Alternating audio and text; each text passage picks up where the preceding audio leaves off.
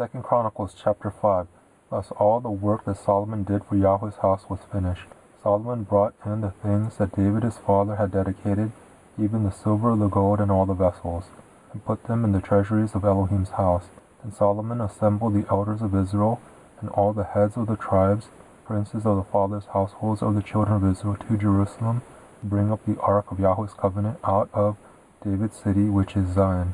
So all the men of Israel assembled themselves to the king at the feast which was in the 7th month. All the elders of Israel came. The Levites took up the ark, and they brought up the ark, the tent of meeting, and all the holy vessels that were in the tent. These the priests, the Levites, brought up. King Solomon and all the congregation of Israel who were assembled to him were before the ark, sacrificing sheep and cattle that could not be counted or counted for multitude.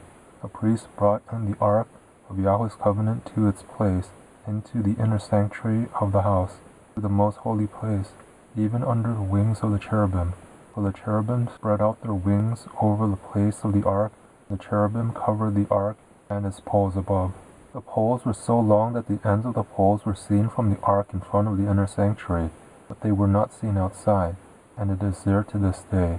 There was nothing in the ark except the 2 tablets which Moses put at Horeb, when Yahweh made a covenant with the children of Israel when they came out of Egypt.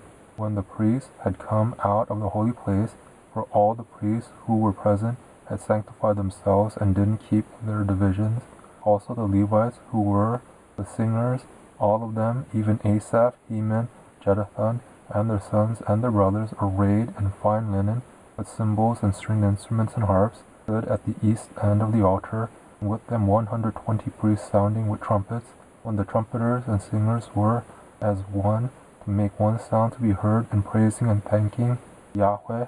And when they lifted up their voice with the trumpets and cymbals and instruments of music, and praised Yahweh, saying, For he is good, for his loving kindness endures forever, then the house was filled with a cloud, even Yahweh's house, so that the priests could not stand to minister by reason of the cloud.